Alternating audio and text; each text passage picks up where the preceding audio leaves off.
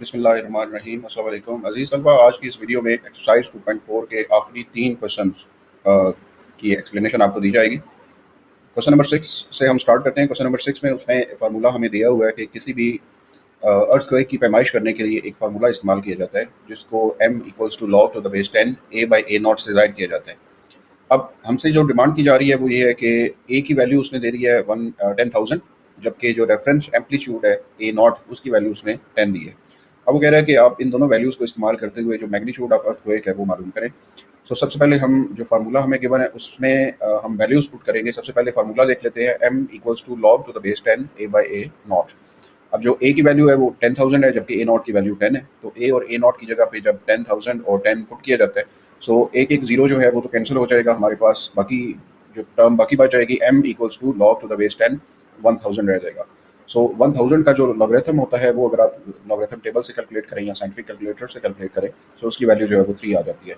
सो इसका मतलब है जो मैग्नीट्यूड ऑफ अर्थ है उसकी वैल्यू 3 है हमारे पास, और उसी को यहाँ पे जो है वो डिक्लेयर किया गया है, magnitude of earthquake equals to 3। तो ये क्वेश्चन नंबर 6 जो है इसका सोल्यूशन है ये।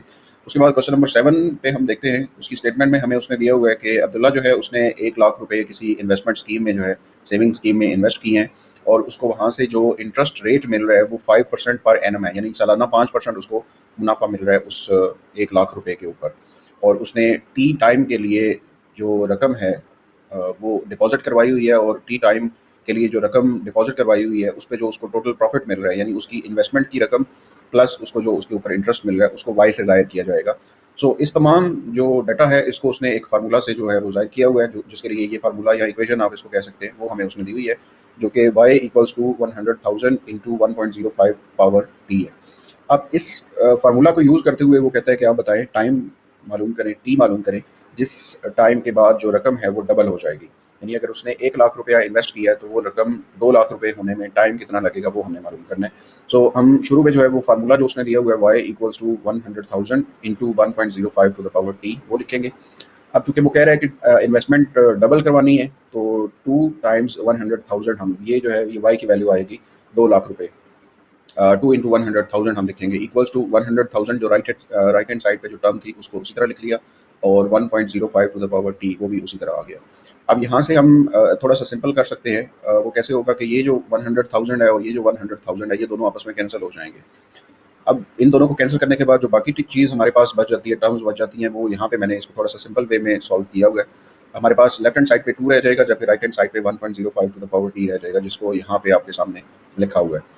अब यहाँ से आगे अगला स्टेप जो होगा उसमें हम लॉगरिथम ले लेंगे। लेफ्ट हैंड साइड पे भी लॉगरिथम लिया गया है, जबकि राइट हैंड साइड पे भी लॉगरिथम लिया गया है। तो लेफ्ट हैंड साइड पे तो हमारे पास सिंपल टर्म है log 2, जबकि राइट हैंड साइड पे हमें एक टर्म नज़र आ रही है ऐसी जिसके ऊपर पावर रूल लग सकता है, उसके ऊपर पावर है। तो पावर रूल अप्लाई किया गया है, तो टी जो है वो पावर में है, तो टी जो है वो हम लॉगरिथम से पहले लिख लेंगे।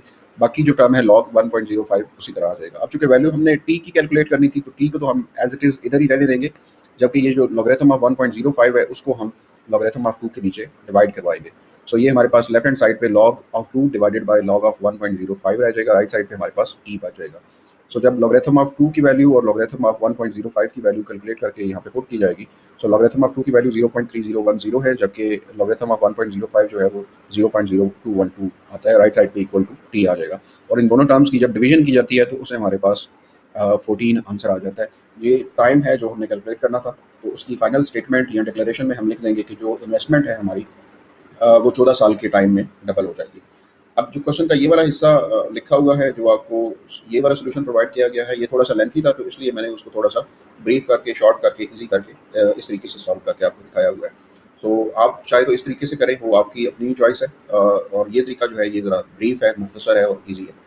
सो इस तरीके से हमने क्वेश्चन नंबर 7 जो है उसको भी सॉल्व कर दिया। क्वेश्चन नंबर 8 की हम स्टेटमेंट देखें तो उसमें हमें उसने बताया हुआ है कि हुरिया जो है वो किसी पहाड़ी के ऊपर जब 100 मीटर का फासला चढ़ती है, ऊंचाई पर चढ़ती है, तो जो टेम्परेचर है वो 3% के हिसाब से कम होता है, या फिर उसने इसको फैक्टर की शक्ल में लिखा हुआ है जो कि 0.97 फैक्टर की शक्ल में है।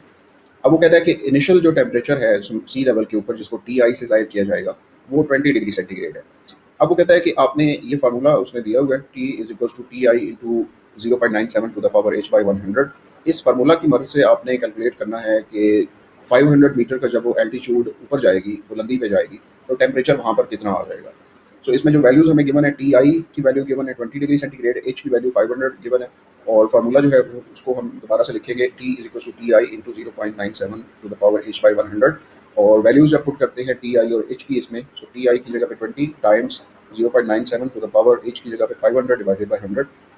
सो इस टर्म को तो सॉल्व करके हमारे पास जस्ट 5 आ जाएगा, जो कि आप नेक्स्ट स्टेप में देख रहे हैं। बाकी टर्म एज इट इज़ आ जाएगी। यहाँ तक हम कर लेंगे। जब इसको सिंप्लीफाई तो फिर हमें दोनों तरफ लॉगरिथम लेना पड़ेगा। So log of T is equal to log of 20 times 0.97 to the power 5।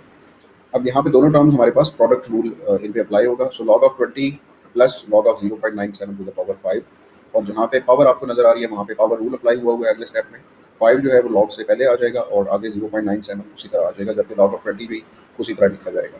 So log of 20 की वैल्यू अगले स्टेप में हम कैलकुलेट करेंगे, जो कि 1.3010 है, और log ऑफ 0.97 जो होता है वो नेगेटिव 0.0132 होता है, और 5 से जब हम इसको मल्टीप्लाई करेंगे तो वो नेगेटिव 0.066 आ जाएगा।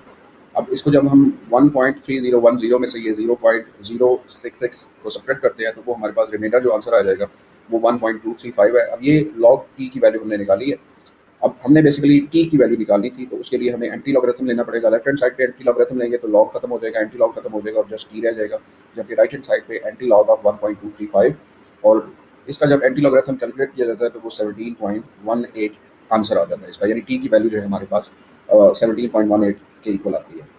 सो उसके लिए हम लास्ट में डिक्लेयर कर देंगे कि जब 500 मीटर की ऊंचाई पे जाया जाता है तो जो टेम्परेचर होगा वहाँ पे वो 17.18 डिग्री सेंटीग्रेड होगा। तो इस क्वेश्चन में वो हमसे टेम्परेचर ही मांग रहा था 500 मीटर की बुलंदी पे, तो वो हमने उसको कैलकुलेट करके दे दिया। तो उम्मीद करता हूँ कि आपको ये जो क्वेश्चन नंबर 6, 7 और 8 एक्सप्लेन किए गए हैं इनकी अच्छे से समझ लग गई होगी।